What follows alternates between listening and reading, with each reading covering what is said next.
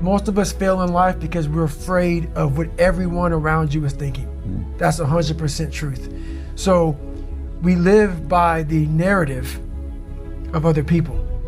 When I first called a recruiter to be a Navy SEAL and I was 297 pounds, the first recruiter looked at me and said, "You're not gonna be able to make this, man."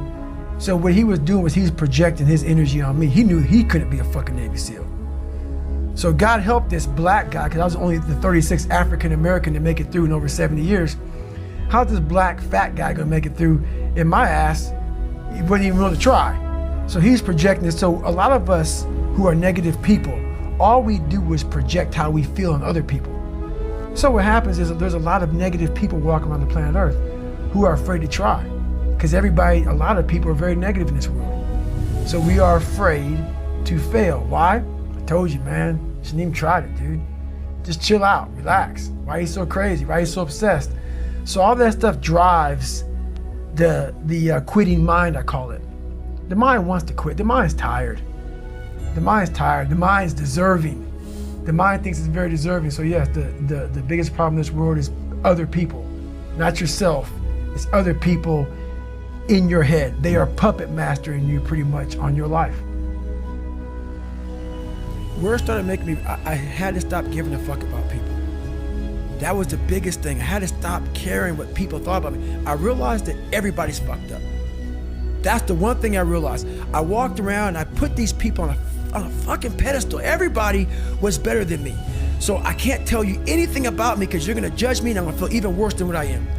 What I realized, once I calmed my mind down and sat back and looked at how jacked up this world is, once you realize that you are not alone, everybody that's talking to you about how jacked up you are, only thing they've done better than you is they've hidden their fucked up world better than you have. That's all they've done. So once I realized that, if you want to sit back, like for instance, there's all these things that are on TV and we have all these news people judging people who fuck up in life. And yeah, they made big mistakes.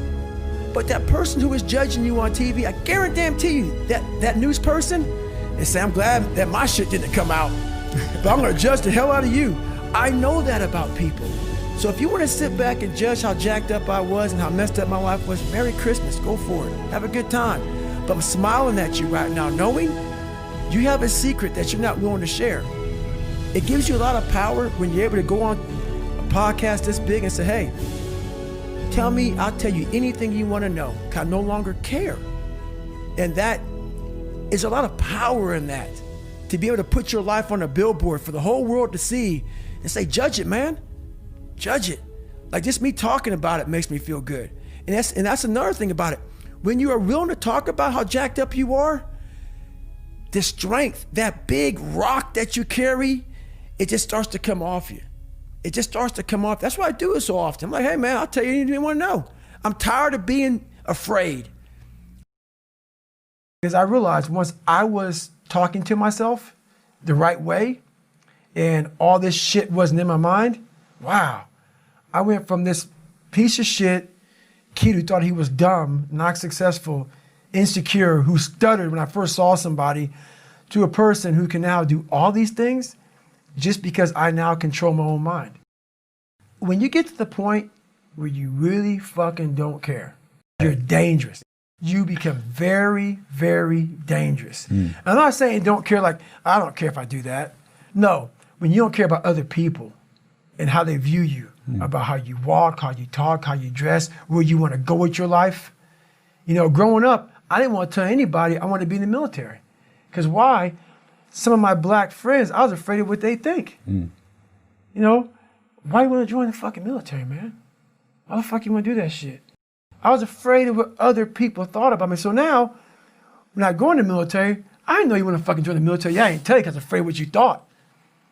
What happens is that just happens over and over, right? It keeps moving. And so you move like this.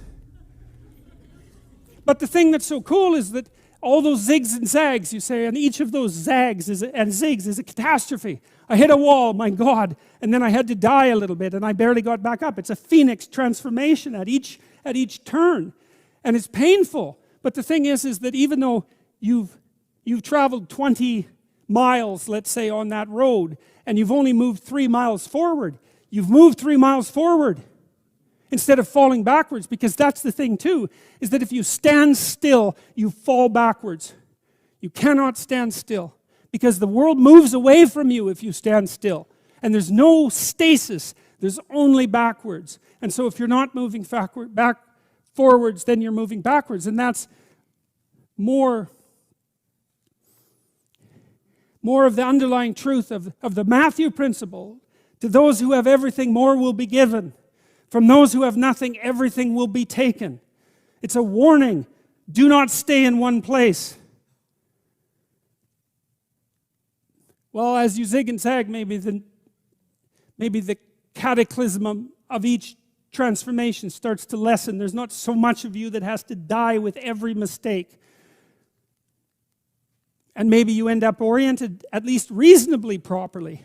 And if you were sensible, that would have been your trip. But it wasn't, right? It's that. And perhaps it's a lot worse than that. Perhaps there's no shortage of backtracking. But it doesn't matter, because as you stumble forward, you illuminate and inform yourself. And perhaps that's partly because the world is made of information. And if you encounter it and tangle with it, then it informs you, and then you become informed, and then you're information, and then you're ready.